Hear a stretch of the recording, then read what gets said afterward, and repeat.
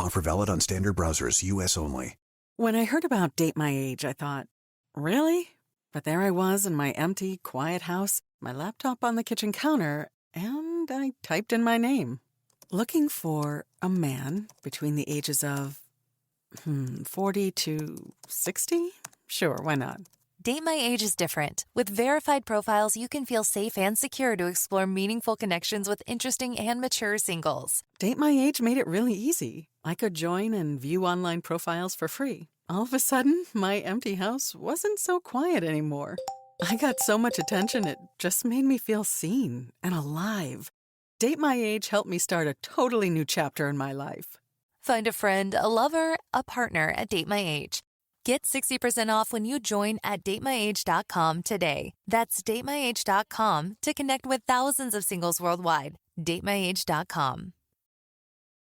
Women in Crime podcast is where true crime meets criminology. I'm Amy Sloshberg. And I'm Megan Sachs. My co-host and I are both criminologists and have spent our entire career studying and teaching about crime. We both have firsthand experience working with offenders and professionals in the criminal justice system. Each episode, you'll hear a new female-focused case or topic deconstructed by experts. We'll cover cases involving females as offenders and as victims, but more often than not, these two are one and the same. We also highlight the heroines of our criminal justice system, such as Kathleen Zellner, Sheila Wasaki, and Barbara Ray Vender. And interview subjects of famous cases including Denise Huskins and Lorena Bobbitt. You'll hear the stories of these women paired with the science that tells you where it all began. Crime is different for women. Listen and learn why on Women in Crime. You can listen to Women in Crime now on Apple, Spotify, or wherever you get your podcasts. That's Women, A-N-D, Crime. Criminology is a true crime podcast that may contain discussion about violent or disturbing topics.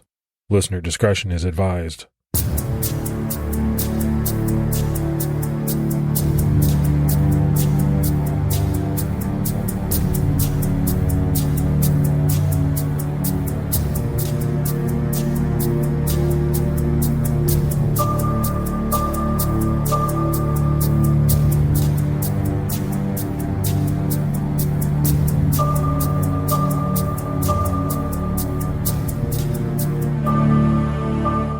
Hello, everyone, and welcome to episode 217 of the Criminology podcast. I'm Mike Ferguson.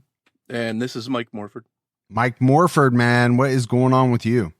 A little bit under the weather today, feeling sick, and the kids I think get sick and pass it along to me real easy. I'm like a magnet for it, but I'm gonna grind through this and get this episode out. What's new with you? I'm doing my thing. What I will say is, kids are great.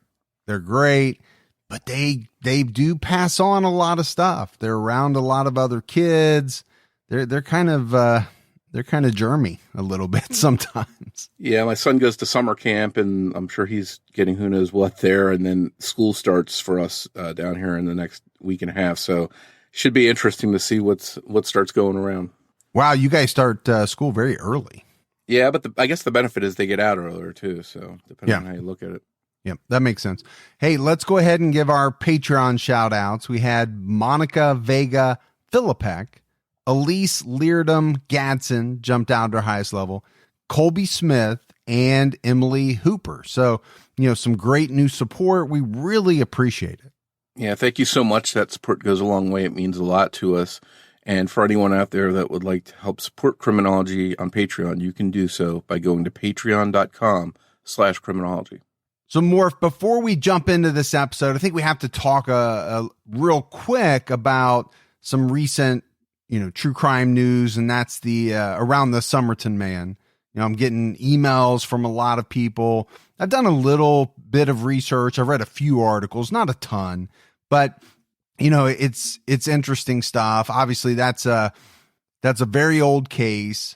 It's been unsolved for many, many years. And it's one that's fascinated people around the world because there were a lot of fascinating aspects to that case, a lot of, possible theories, including the guy being a spy and this and that, and just all kinds of different things. But what I found really interesting is Colleen Fitzpatrick's role. She was involved in the use of genetic genealogy. Yeah, Colleen does awesome work, and these cases getting solved is really cool. I haven't had a chance to really read about it too much because I've been sick the last couple of days, but I did see the headlines, and I thought, how cool is that to see one of these cases that a lot of people have spent time on online trying to sleuth to be solved, like so many other cases that we're seeing. It's a great job by these people and companies that are helping to get these cases solved. Yeah, it's just very cool. And I'm sure more details will come out in the near future. I don't believe that the authorities have conclusively approved of their solution, but I can't imagine they're wrong, because based on what I saw, it seems pretty clear cut, but we'll see. Yeah. And I also saw some headlines too that JonBenet Ramsey's family is sort of renewing interest in that case after CeCe Moore, who works for Parabon, made comments that their case could be solved. I think there's going to be a renewed push for that. How great would it be to see her case be solved after so many years? Yeah, I mean, people, that would be, tremendous. But I think it goes along with what you and I have been saying for a long time. I mean, heck, we did a whole season on these types of cases and genetic genealogy and all of that. There are people out there that have to be shaking in their boots, who have gotten away with something terrible for a very long time and now have to be feeling very vulnerable. Like they're going to get caught. Yeah, that genealogy stuff is really cool the way it works. And it's not just the bad guys, it's the unidentified Jane Does and John Does that are out there too, who finally will have a name and their families will find out what happened to them, hopefully. So it's good work all the way around. Yeah, that's a good point. All right, let's go ahead and jump into this episode. A lot of times when we discuss a case on this show, it involves family members of missing or murdered victims seeking justice and waiting for answers. Their loved one's case has gone unsolved, and these family members are perhaps waiting to put a face and name to the person that took their loved one away from them so that they can get justice. A lot of time we hear about anguished parents desperate for answers. But it seems as though in some of these cases, it's a parent of the victim and not some nameless, faceless stranger that's preventing that truth and justice. So we're covering two different cases in this episode. Both are very similar, but with very different outcomes. We're talking about the 1992 disappearance of Monique Daniels, a 15-year-old from Moore, Oklahoma, and the 2011 disappearance of 5-year-old Jhessye Shockley from Arizona. Monique Daniels was the oldest of 6 children. She had 3 full biological siblings, 2 brothers and a sister, who all had the same mother, Candace. She also had 2 half-brothers who were twins. The twins were the children of Candace and her new husband, Charles Daniels, who would become stepfather to Monique and her siblings. Monique's biological father, the father of the 4 oldest children, had abused her when she was younger and ultimately ended up in prison for sex offense charges. The children welcomed their new stepfather, excited for a new life with a happy family. Charles, known as Chuck, and Candace were both active members of the U.S. military. Chuck was an Air Force sergeant. They were living in Moore, Oklahoma in 1992. Instead of a new and fresh family life that promised a bright future, Monique struggled. In fact, she got into trouble a lot, and Chuck was very strict. That May, Candace took Angelique and Brian on a week-long trip with their church choir. Monique, who was weeks away from turning 16, stayed behind. When they returned home, Monique was gone. The conversation that took place between Candace and Chuck seemed odd to Angelique, who witnessed it. She later told Crime Watch Daily, all Chuck Daniels told them when they returned home was, "She's gone again." And her mom, Candace, reportedly asked, "Really?" in response, and that seemed to be it. There's no real further questions, no follow-up, no real emotions. Angelique also remembers coming home from the trip to a disorderly house, something that was not the norm. Any kind of mess was out of character for their military parents. Angelique detailed for True Crime Daily how organized and clean things usually were, saying something was off, something was wrong, the house was in a disarray. We're talking about a spotless environment all the time. What Angelique saw were multiple beer cans spread around, cigarette butts inside the house. They had actually been put out right on the mantle of the fireplace, not even in an ashtray. And on the bathroom counter, there was a box for a pregnancy test and it was empty. I don't know about you, Mike, but if I came home from being away and found one of my kids missing in this situation that was not the norm, I think I'd have more to say than, oh, she is missing and that's it. I'd be asking questions. I'd be making phone calls. I'd be worried. And I think Angelique sensed that this wasn't the case with her mom when she came home, that there wasn't this urgency about Monique being gone. So I think to a lot of people, the fact that her mom and Chuck really didn't take it serious, didn't seem to have any urgency, it rubbed a lot of people the wrong way. And Angelique certainly thought it was strange.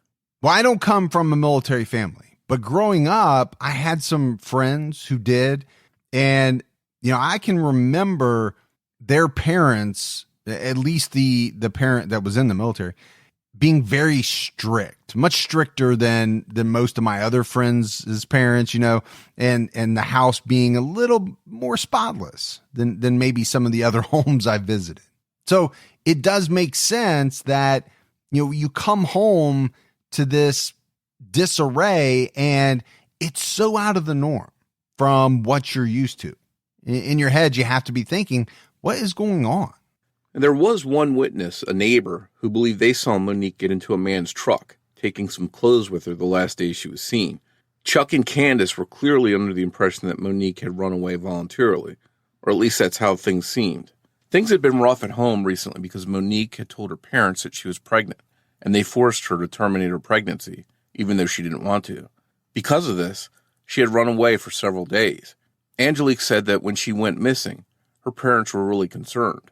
She told Crime Watch Daily, "My parents looked for her every single day." She added that while Monique was missing, the phone would ring, and somebody would say that they may have seen Monique, and they would jump in their vehicle and go to try and chase her down.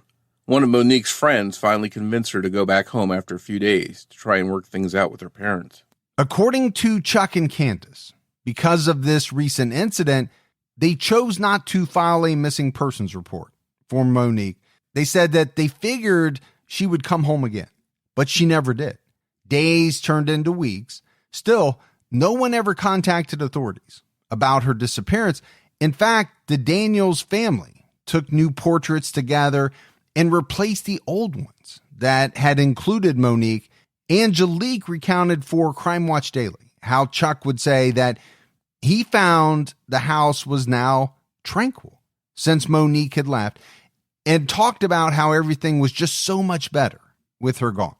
Angelique was confused at how things seemed to just go on normally while there was no sign of Monique. No one really looked. She overheard Chuck tell Candace, if Monique wanted to be here, she would be. It wasn't long before Chuck and Candace began telling the other children not to talk about Monique, not to even mention her. It was like they wanted the children to forget that she had ever existed. But Angelique knew something was wrong. She would later tell Oklahoma News 4, "I do not believe that Monique left the house." During the trip with the church choir, Angelique recalled that Candace was really quiet, almost like she had known something was wrong. Even when children do run away, their families usually don't tend to get rid of all signs of their existence. Many families hesitate to move or change their phone numbers, just in case their child tries to call, write, or come back home. While life does go on and new family portraits can be taken, to replace all photos that included your missing child seems unusual to many people. Yeah, I mean, that really jumped out at me. I could understand thinking, okay, she left, she's done it before, she left, but she'll come back. But as time goes on, doesn't the worry increase? But this replacing of the photos, that just really hit me. And I think it will hit a lot of people to kind of want to wash one of your children out of existence. That just doesn't seem right. Yeah, it definitely seems the opposite of what we see in many of these cases where people sometimes make these shrines to their kids. It's all they think about. They won't change anything in their room. It's just like it was when they left, and they're hoping that they come home. I've heard cases where the people leave Christmas presents for them and birthday presents, things like that, to be opened when they come back home. So this seems almost the opposite of a lot of that stuff that we hear. Yeah, it's definitely out of the norm. There's no doubt about that. In January 1993, Candace's sister, Leslie, Monique's aunt, called asking for the case number so that she could contact the National Center for Missing and Exploited Children.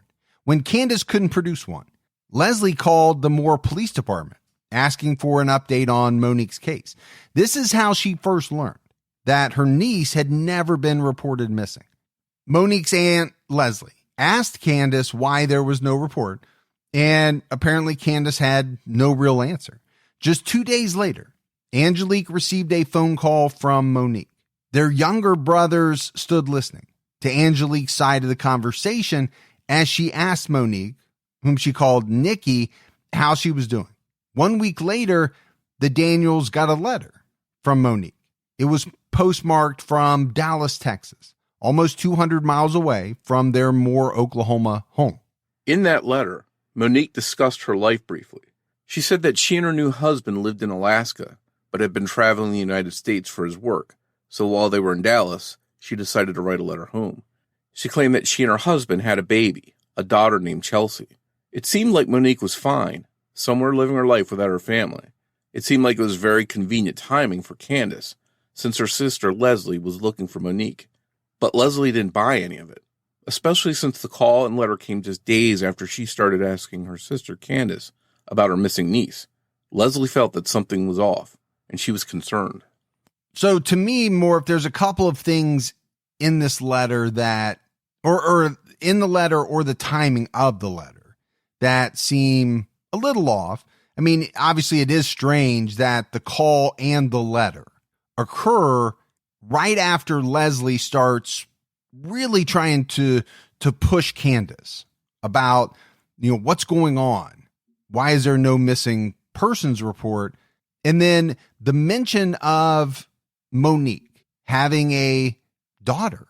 This letter comes in January of 1993, just a little bit over 6 months after she went missing. We mentioned it, in all the reporting, it talks about how her family forced her to terminate a pregnancy. So how does she have a daughter 6 months later? The timing seems sort of like a red flag, unless, we don't know how far back it was.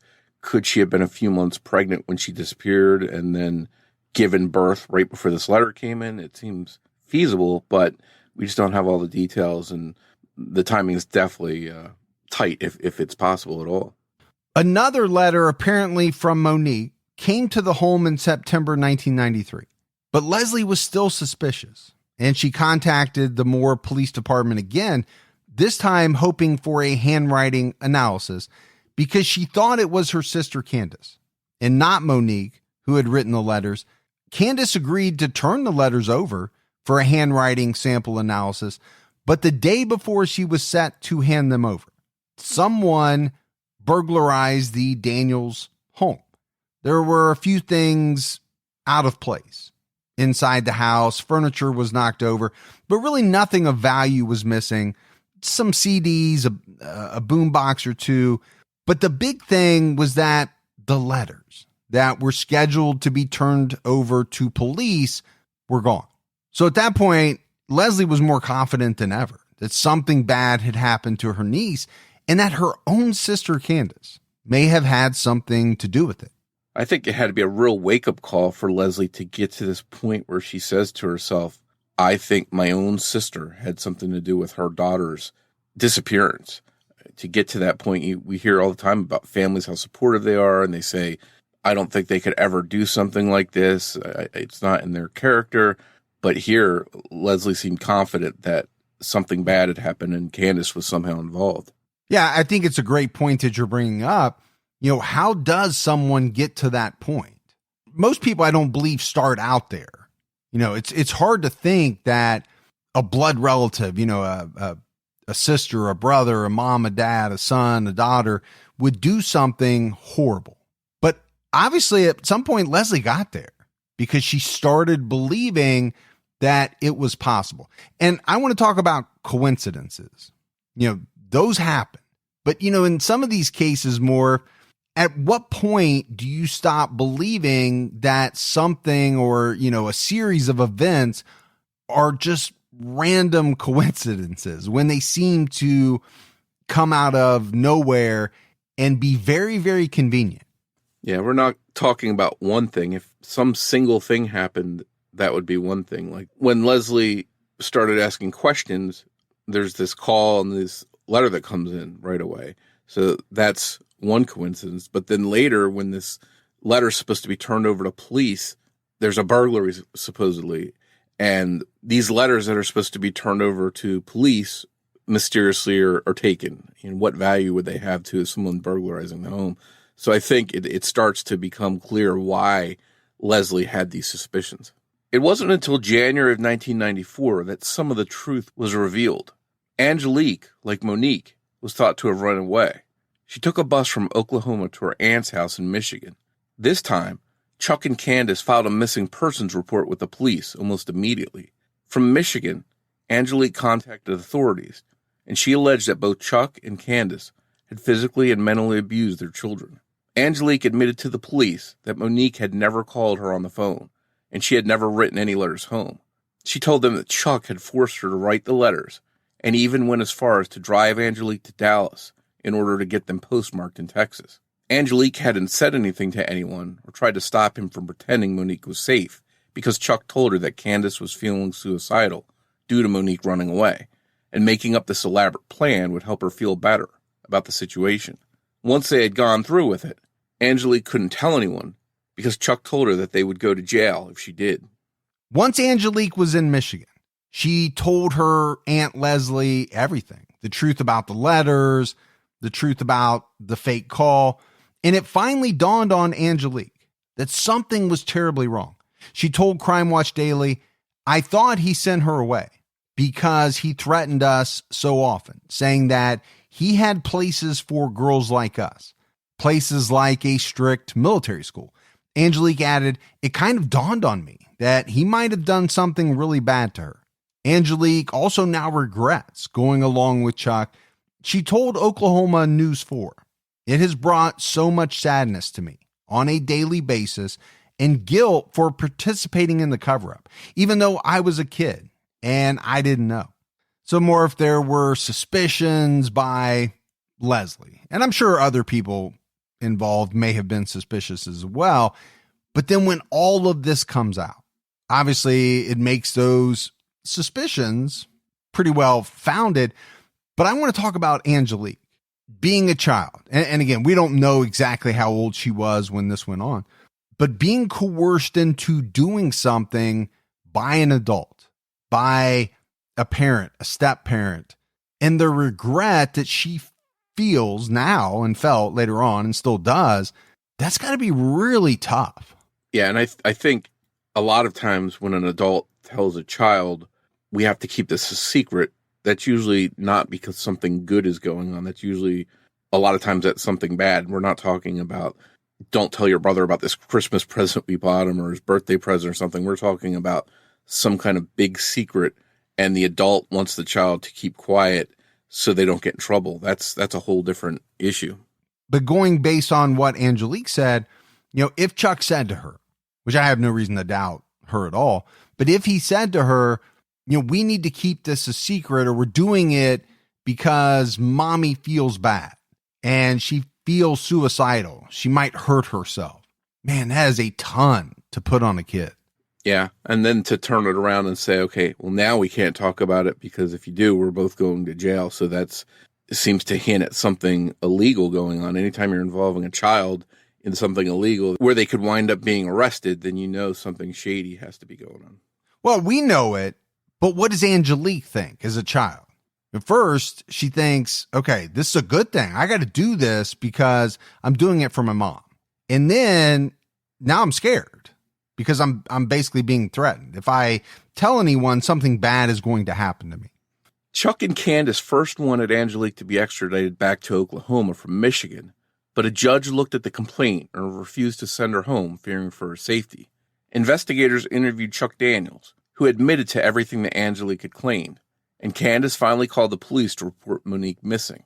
They both refused to take a polygraph test regarding Monique's disappearance, but they did both plead no contest to the charges of abuse filed by Angelique. Soon after, Chuck and Candace moved to Germany when the military transferred Chuck's assignment. Andrew Daniels, Monique and Angelique's younger brother, almost stayed behind.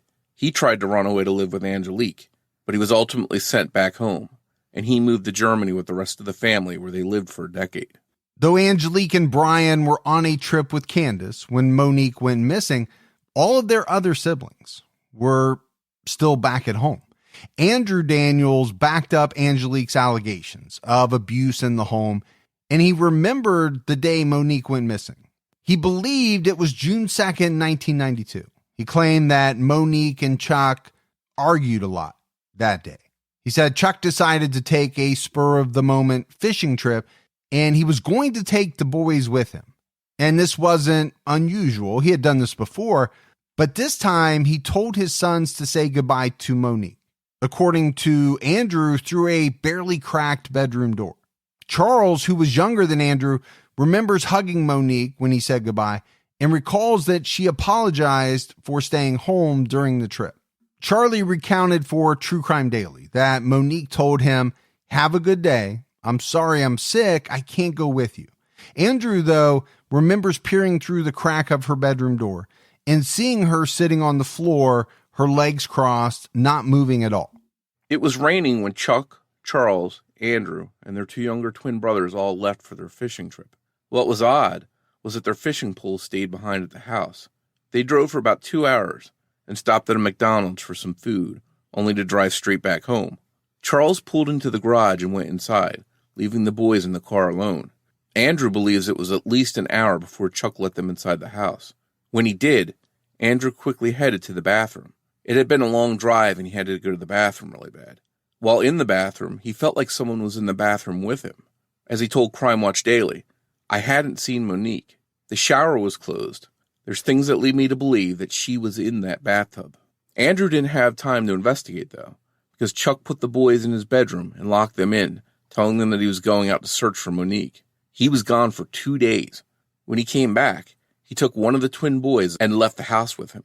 All that he remembered about that ride was Chuck had a large oil barrel in the bed of his truck when they went on a drive. So I think a lot of these details are coming from these children, again, various ages, but when you have younger children, their memories are not always that solid. So these kids are recollecting the best they can what happened during that time when Monique went missing. Yeah, I don't know that a lot of people's memories are that great when you try to go back years.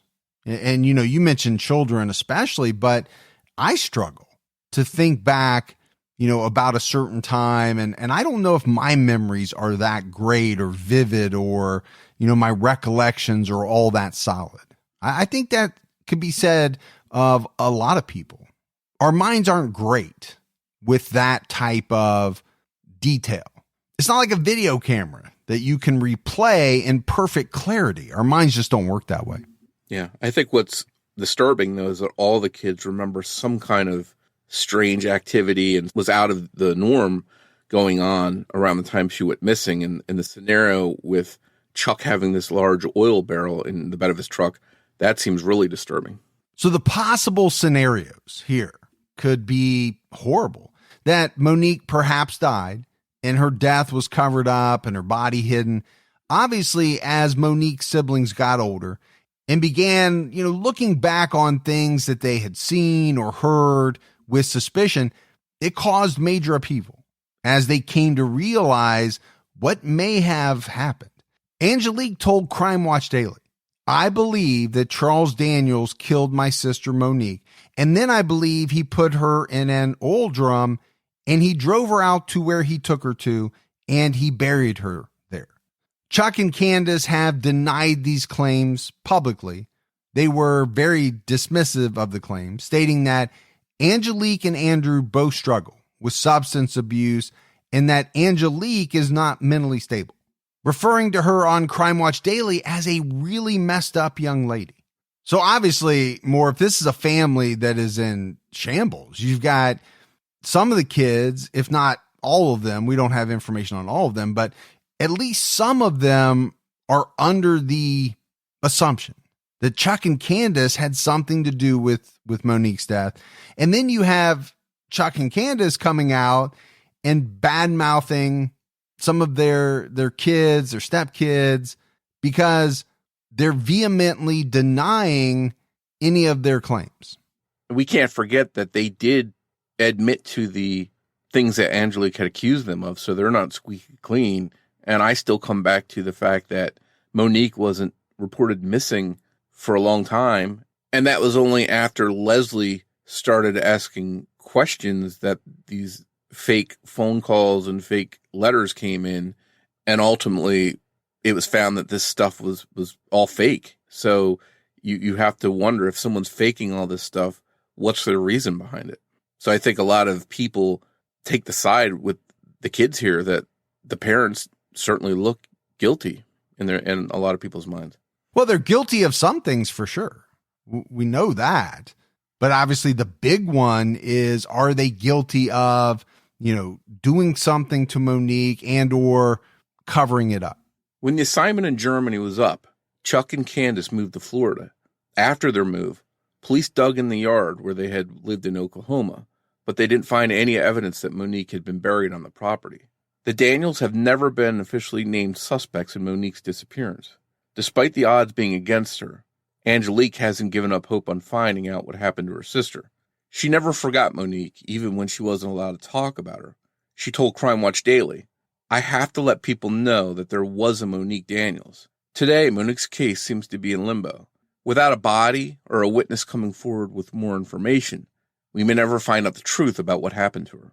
And I think there are quite a few cases like this one, maybe not with the exact same particulars, but, cases that are technically unsolved, but where the majority of people who look into it think that so-and-so, either had a hand in it or know something about it, and they don't look good. Now, we do have some unsolved cases where police have no idea. They have nobody on their radar. There's really no details suggesting that it's this person or that person. I think this one, though, obviously there were a lot of things going on in that house that were not good. Some that turned out to be criminal. And like you said, Morf, with the faking of the call and the letters and not filing the missing persons report, at the very least, it just does not make Chuck and Candace look good. I think you'd have to say that. You can't say they're guilty. You can't say they did anything, but they don't look good in this story at all.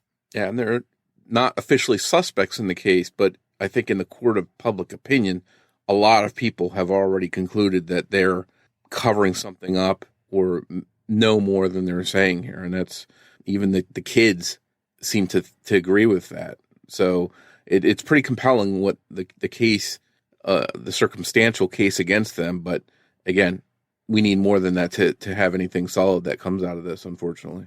Yeah, I mean, you can say somebody's not an official suspect, but when the police go and dig up your yard, okay, that might say a little something.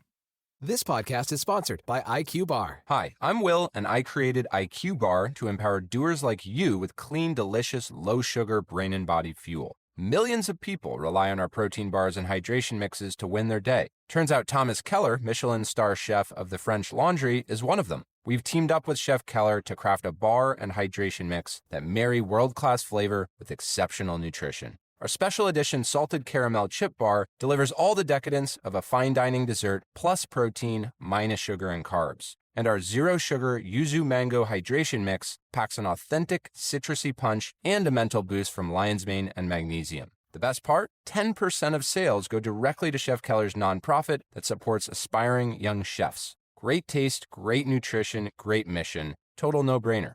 Go to IQBar.com today and enter promo code KELLER20 to get 20% off all IQ Bar products plus free shipping. That's IQBAR.com, promo code KELLER20.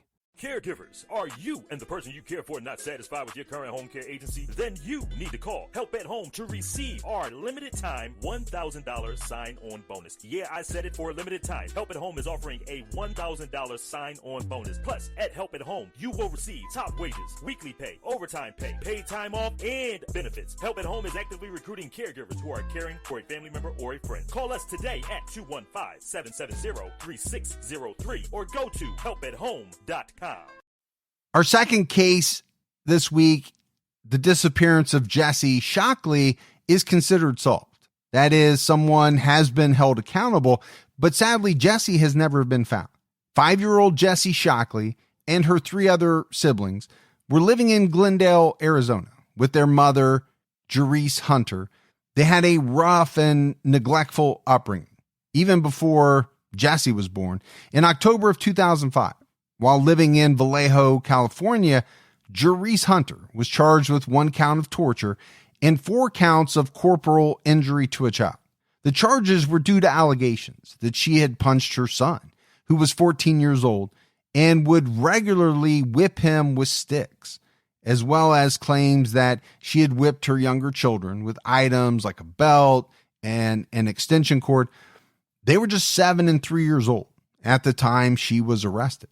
Jhessye Hunter was pregnant with Jhessye when the arrest happened. Jhessye's father, George Edward Shockley, was a convicted sex offender, and he was charged with child abuse alongside Jhessye Hunter, as he would also whip and beat the children. He was also charged with failure to register as a sex offender.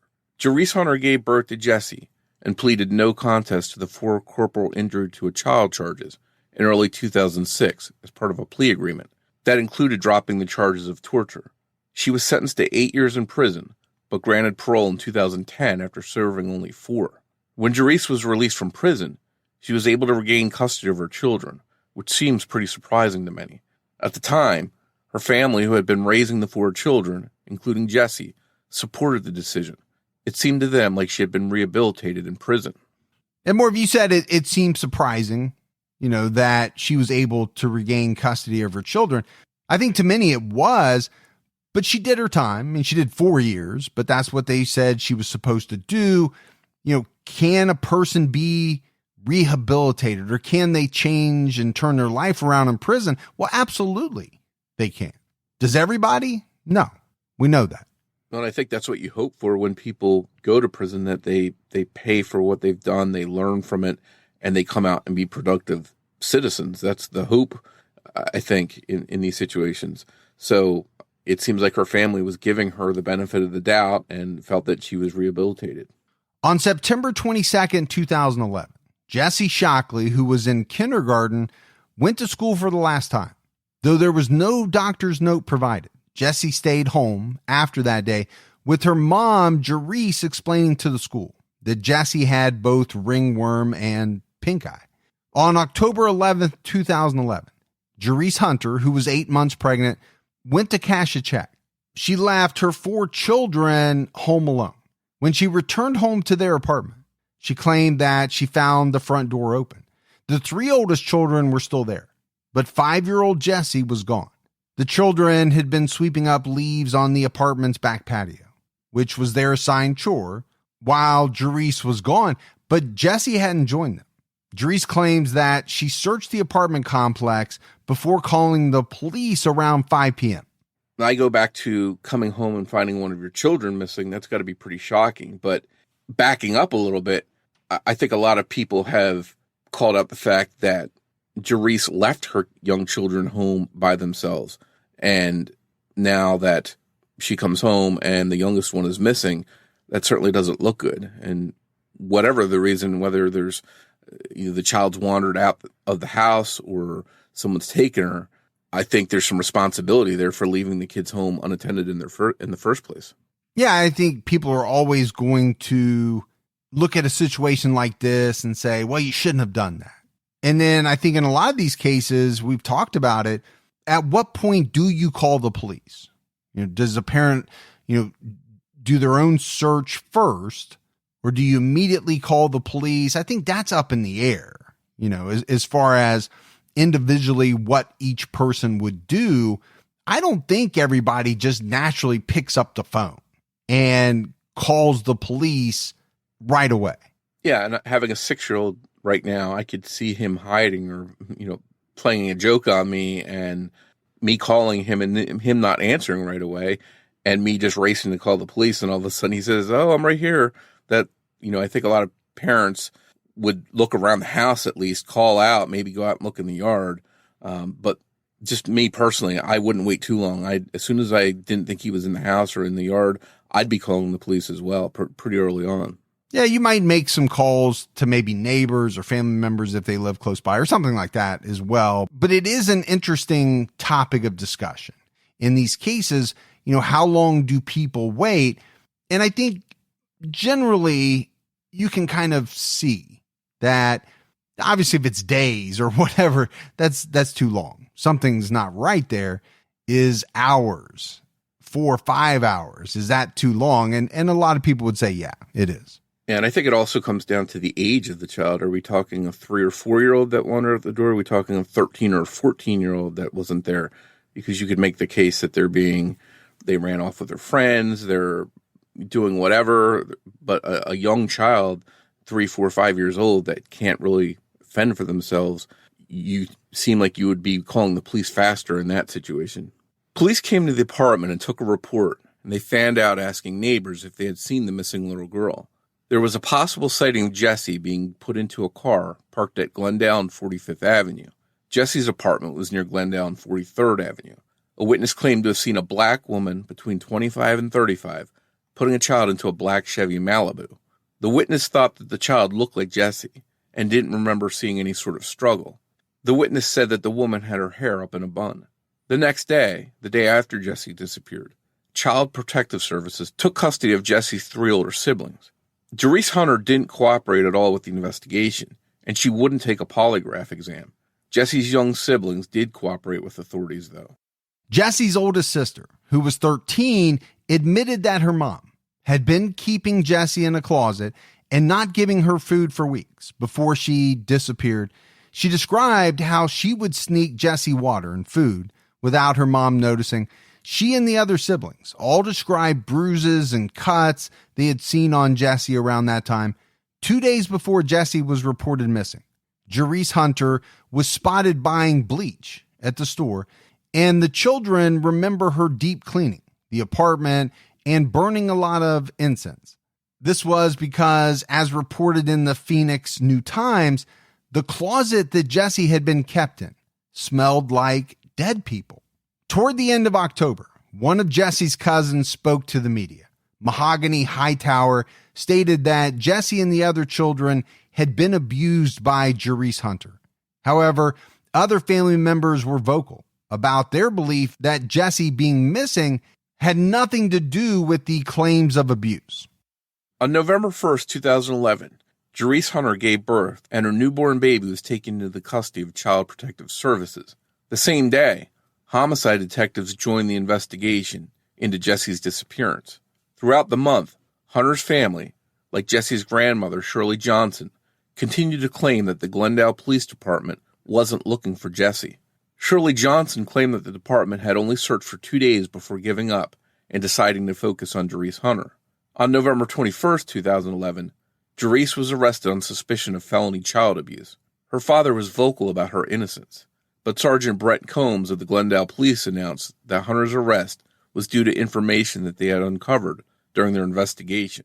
Jhessye Hunter pleaded not guilty, but the statements made by her children were pretty damning. They admitted that not only had Jhessye severely abused Jhessye, she had told the other children to lie about it, to act like it never happened. During a search of the home, police found blood in the primary bedroom closet. It could not be conclusively determined to be Jessye's because investigators did not have her DNA. After just 1 week, Jhessye Hunter was released from jail with no charges being filed. This wasn't because authorities believed she was innocent, but because if they didn't present a case strong enough to a jury and she was acquitted, they could never charge her again. 2 days after her release, Scott Mason, a criminal defense attorney in Scottsdale, Arizona, was hired to represent Jhessye. Her family had secured her representation, believing that she was being targeted unfairly by the Glendale Police Department. Police combed through a landfill in early December 2011. On the 21st of that month, authorities announced their theory. They believe that Jessye's body had been taken from a trash can somewhere in Tempe, Arizona, to the landfill, but nothing was found there. It was also officially a homicide investigation, not just a missing persons case. Downtown Tempe is only about a 25 to 30-minute drive from Jhessye Hunter's apartment, where Jhessye was last known to be. This seems too far for Jhessye to have walked with no sightings of her. So if the authorities' theory is correct, where was Jhessye put into a car to be transported to the landfill? And when did that happen? In early February 2012, authorities were still searching for Jhessye. This time, they were searching a different landfill, Butterfield Station landfill, south of Phoenix, Arizona. Jhessye Hunter's apartment was even closer to Phoenix than it was to Tempe. On June 27th, after 5 months of searching, the Glendale Police Department announced that they hadn't found any evidence related to the disappearance of Jhessye Shockley, and the search of the Butterfield Station landfill was ended. Though Jhessye had not been found, her mom, Jhessye, was arrested and charged with first-degree murder and felony child abuse on September 6, 2012. Jhessye had been missing for almost a year at this point. On September 17th, Jhessye once again pleaded not guilty. But there was a new witness this time. Days before Jhessye was reported missing, a woman who wished to stay anonymous said that she had given Jhessye a ride to an apartment complex in Tempe, where she had gotten rid of what KTAR News reported to be a large, heavy, and foul-smelling suitcase. Hunter had asked for the ride, claiming she was going to sell some shoes. Instead, at least according to this woman, she seemed to have discarded this large suitcase. Now, this witness statement is reminiscent of what we talked about in Monique's case earlier, of someone seeing a barrel, someone remembering a barrel that was in the pickup truck and possibly containing Monique's body. So I think that's the belief here, was that perhaps Jhessye was inside of this suitcase. But again, it's coming out, quite a bit, a year after it was reported to have occurred. In March 2013, some of Jessye's family banded together and filed a wrongful death lawsuit against the Glendale Police Department, Child Protective Services, and the state of Arizona. The $10 million lawsuit claimed gross negligence. It was clear to them that the children should never have been placed back into Jhessye Hunter's custody after she was released from prison. And according to the family, neither the Glendale Police nor the CPS took reports of Jhessye Hunter's abuse of her children seriously. Shirley Johnson, Jessye's grandmother, also petitioned for custody of Jessye's siblings. So this, to me, Morf, seems to be a pretty big change. The family was initially, behind Jhessye after she got out of prison, saying that they supported her getting her kids back. Shirley Johnson was backing her. And now it seems as though at this point in the story, not so much.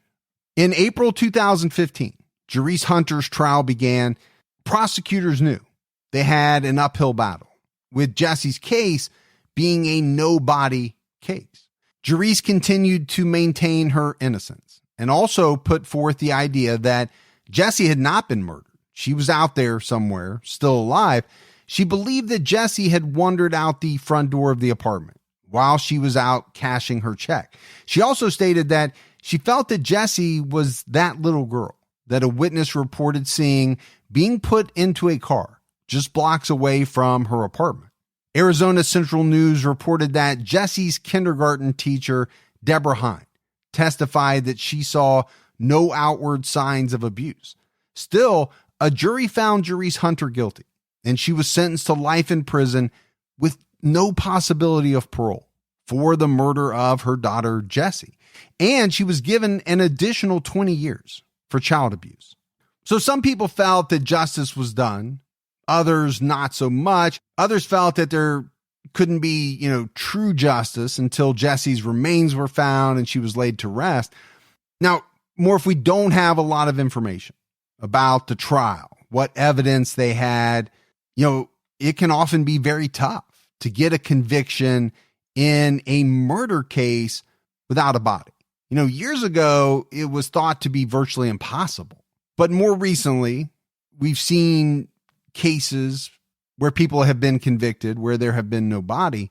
So while we don't know all of the evidence that was introduced and we can't really go into depth about the trial, obviously the jury heard enough to find Jhessye Hunter guilty. And not just of the child abuse, but of the murder.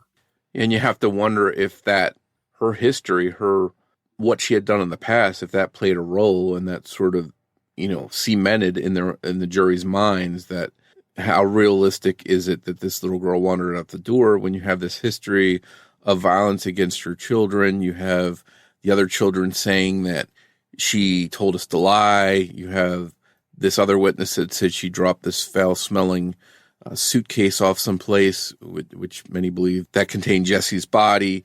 So I think as a whole, maybe that stuff just sort of all fell into place for this jury, and they felt it was just too much to overlook, and that she was actually guilty despite there being no body. Yeah, I mean, obviously it doesn't look good, but, these cases are always tough for me because where's that proof? I get it. There's a lot of things that really make her look bad. There's really nothing conclusive. And those are always a struggle. And I'm sure those are very tough for a jury. I have to believe that, the things told by the children had to have been pretty powerful, though. The circumstances are similar in both Monique Daniels and Jhessye Shockley's cases. A disappearance with siblings who remember suspicious circumstances, but no body found. While there are similarities, there are key differences between the cases. The fact that no one has been held accountable for Monique Daniels' disappearance. Another difference is that Jessye's investigation had the benefit of starting almost immediately, where Monique's family had only pretended to report her missing for over a year before she actually was reported missing. And we talked about it more, but to me it was very telling that Monique's parents filed a missing persons report immediately when her sister Angelique ran away. I think for a lot of people, that's incredibly suspicious. And they look at it as though it makes it pretty clear that Monique was never really missing, so there was no concern for her the way there was when Angelique left home. But the Daniels didn't have any record for child abuse or anything like that, whereas Jhessye Hunter had a history of violence against her children, so perhaps police were quicker to suspect her than police were of suspecting Monique's family in her disappearance.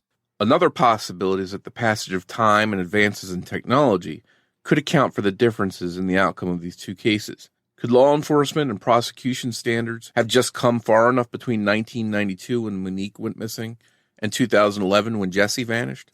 We mentioned that nobody cases are hard for prosecutors, but with the two cases being almost 20 years apart, investigators may have had a lot more to rely on as far as phone records, social media, surveillance cameras, and the like.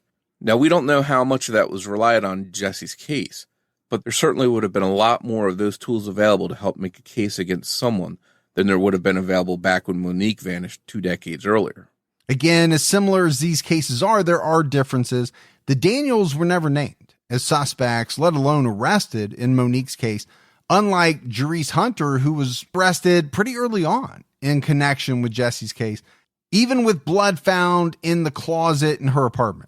Jhessye Hunter was released from jail because the case was just not strong enough.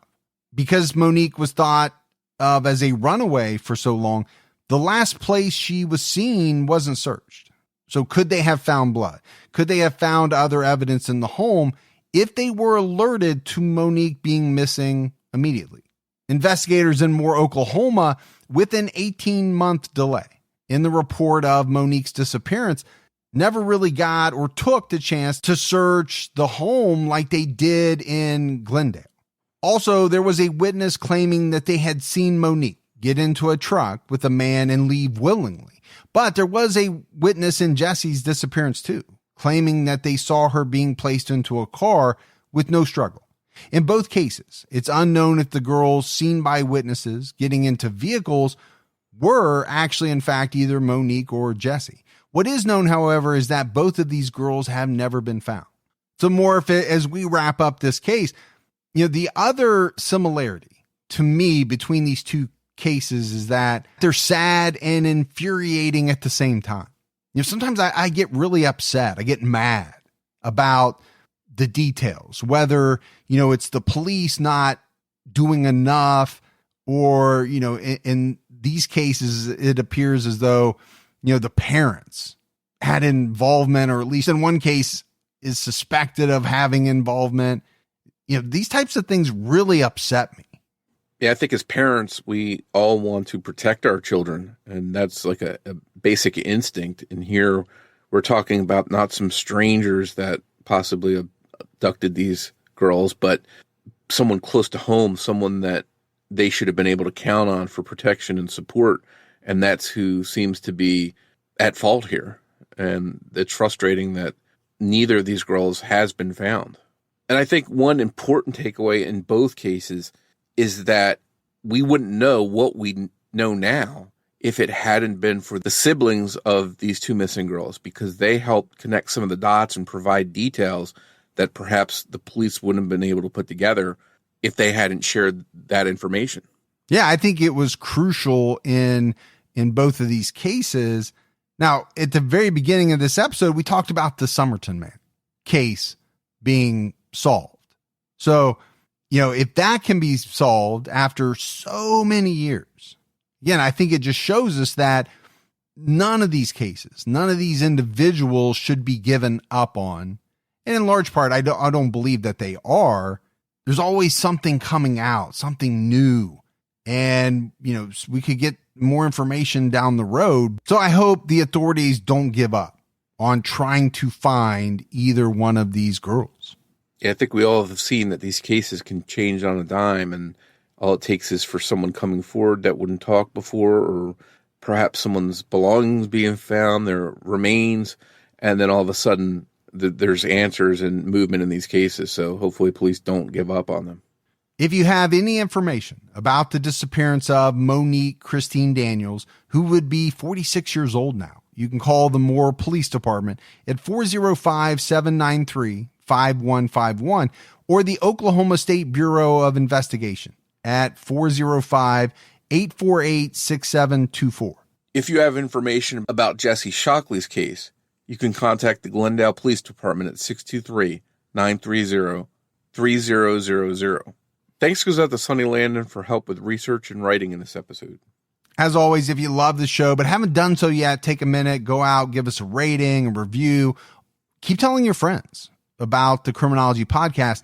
All of that goes a long way. If you want to find us on social media, we're on Twitter with the handle @CriminologyPod.